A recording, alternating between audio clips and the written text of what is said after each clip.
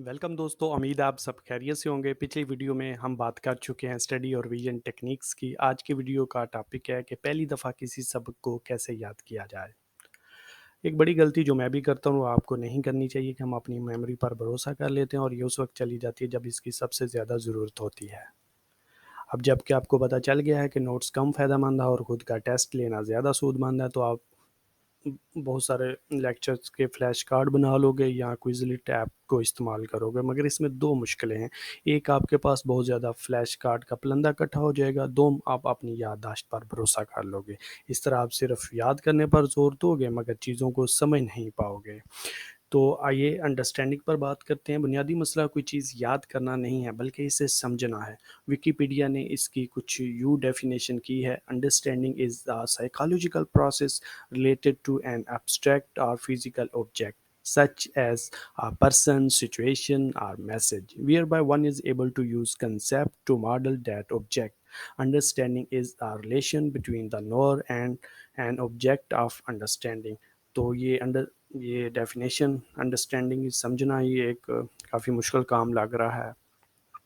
मैं अंडरस्टैंडिंग को इस तरह से समझता हूँ कि जो सबक मैं किसी को एक्सप्लेन कर सकूँ वो मुझे आता है। अगर कोई भी सबक आप किसी और को पढ़ा सकते हैं तो हकीकतन आप उसे समझते हैं। खुद से पूछिए कि क्या आपने जो पढ़ा है वो आप किसी 5वीं क्लास के बच्चे को एक्सप्लेन कर सकते हैं। आप ये बात पल्ले बांध लें और एक्टिवली स्टडी किया करें।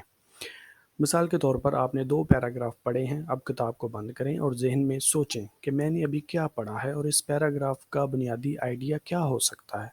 पहली बार कोई भी सबक याद करने का यही बेहतरीन तरीका है।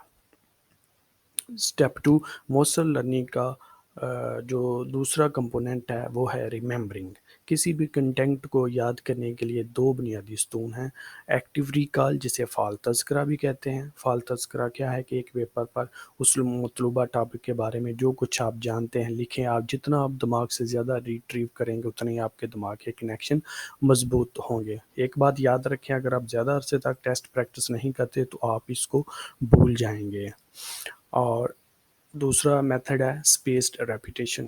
ये एक दोहराई का तरीका है। इसमें आप एक पहले दिन टेस्ट लेते हो, फिर तीसरे दिन टेस्ट लेते हो और फिर 10 दिन बाद टेस्ट लेते हो। असल में एक्टिव रिकॉल और स्पेस्ड रेपिटेशन का फ़ायदा ये होता है कि जो आपका भूलने का कर्व होता है उसको कम किया जा सके और चीज़ों को, कंटेंट को लंबे अरसे के लिए याद रखा जा सकता है। इस तरीके से अब हम चलते हैं जल्दी से समरी की तरफ। तो किसी भी चीज़ को पहली दफ़ा याद करने के लिए आपको फ्लैश कार्ड पर जंप नहीं करना चाहिए बल्कि इसको समझना चाहिए और अपने साथियों के साथ मिलकर डिस्कस करना चाहिए। अगर आपने इस कंटेंट को एक्टिव रिकॉल और टेस्ट प्रैक्टिस से अपनी याददाश्त में स्टोर कर लिया है तो ये मज़बूत बुनियाद के तौर पर आपके दिमाग में रहेगा और आप इस तरह मौसर तरीके से अपने इम्तहानात की तैयारी कर सकते हैं। और अगली वीडियो तक मुझे दीजिए इजाज़त। Thank you.